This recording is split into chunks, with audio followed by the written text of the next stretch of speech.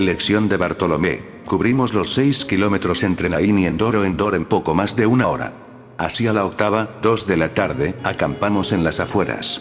Endor era una aldea mísera. Puro ladrillo encalado, moscas enormes y cojoneras y niños desnudos. Decenas de niños correteando sobre escombros y basuras. Más allá, rebaños de ovejas y trigales infinitos. Al noroeste, a 3 kilómetros, se divisaba el Tabor, un monte de 575 metros de altitud. Los cristianos, equivocadamente, lo llamaban la montaña de la Transfiguración. Como tendré oportunidad de narrar, el portentoso suceso tuvo lugar más al norte, en la montaña sagrada del Hermón. Esa noche, más relajados, tras la cena, en la habitual tertulia con el maestro, Bartolomé, el oso de Caná, uno de los discípulos más cultos y preparados, ofreció una lección magistral sobre el porqué de los ataúdes. Yo, desde la cocina, escuché, perplejo. Bartolomé sabía de todo. Empezó asegurando que el uso de los féretros no era lo que creíamos. Fueron los babilonios y los sumerios, hacía más de 2000 años, los que empezaron a sepultar a los muertos en sacos de juncos trenzados. ¿Sabéis por qué?, preguntó Bartolomé. Todos negaron con la cabeza. El maestro también. Para que el difunto no pudiera regresar. Rieron la supuesta gracia del oso. Pero Bartolomé hablaba en serio. Ha sido el temor, prosiguió el discípulo, lo que llevó al invento de los sacos de juncos y, después, al ataúd.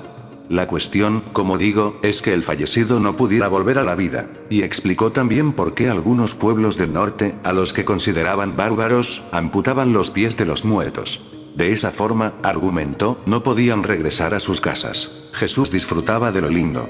Es por ello, por miedo, continuó el oso, por lo que se entierra lejos de los pueblos y ciudades, para evitar que regresen.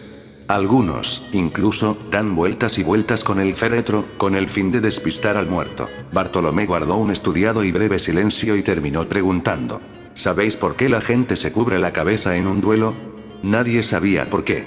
Para que el difunto no reconozca al vivo, para que no le pueda ocasionar daño. ¿Y sabéis por qué la gente se viste de blanco cuando alguien fallece?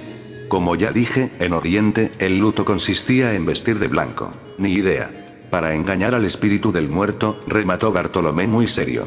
Los espíritus son blancos, como la leche. Si te pintas, o te vistes de ese color, ellos pasan de largo. Tomás, el incrédulo, no pudo contener la risa. Y Pedro lo amonestó. Lo llamó borrico. Pero el oso no había terminado. ¿Y sabéis por qué se clavetea el ataúd y por qué se cierran las tumbas con gruesas ruedas de molino? Esperamos la explicación, expectantes. Para que el muerto no escape. Cuantos más clavos, más seguros. Pedro desvió la conversación e interrogó al Galileo. Señor, ¿qué opinas? ¿Estos espíritus que atacan, son los demonios o los ángeles buenos? En aquel tiempo, los judíos, sobre todo desde el destierro a Babilonia, creían firmemente en los espíritus. Los había buenos y malos. Los primeros, decían, estaban supeditados a Yahvé. Eran sus mensajeros. Se disfrazaban en el viento, en la lluvia o en el fuego. Así rezaba el libro de los Salmos, 194, 4. Para los judíos, los ángeles controlaban las 70 naciones del mundo. Israel se hallaba bajo el amparo de Gabriel y Miguel. Todos los seres humanos disponían de un ángel guardián. Algunos, incluso, tenían 2 y 3. Los mansarimo bastardos, los esclavos y los amahares, la basura del pueblo, no disfrutaban de ángel guardián.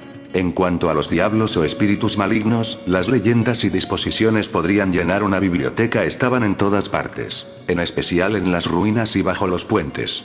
Los había masculinos y femeninos. Los peores eran los segundos. Llegaban en la noche, paralizaban al ser humano y lo violaban o lo mataban. Los gemelos, en ese sentido, eran tremendamente supersticiosos. A la hora de dormir colgaban sendos cascabeles en sus cuellos.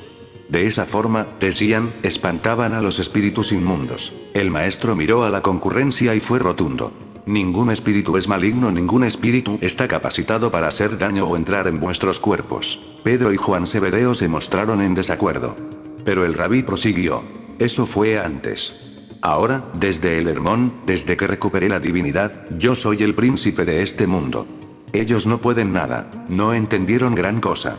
Yo sí, yo estuve en la montaña sagrada. E intervino Tomás con una pregunta interesante. Rabí, ¿es posible regresar a este mundo tras la muerte? No, Tomás. Pero, segundos después, el Galileo hizo una pequeña gran rectificación. Salvo excepciones. Explícate, solicitó el visco. Si eres autorizado, sí puedes presentarte a los tuyos. Pero será una visita breve. Tomás era tosudo y volvió a interrogar al Galileo. No entiendo por qué nadie regresa. ¿De qué serviría, replicó Jesús, que devuelvas a la mar un pez muerto? Y el maestro se extendió, brevemente, sobre el lugar que nos aguarda tras la muerte. Una casa, así la definió, en la que disfrutaremos de un nuevo cuerpo físico, insistió en lo de físico, ni material ni espiritual. Lo habíamos hablado en el Vermont.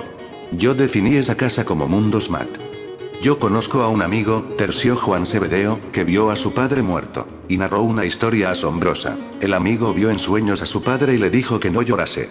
Él estaba bien. El padre muerto, según el Zebedeo, presentaba un aspecto muy joven, y parecía feliz. Irradiaba una luz blanca.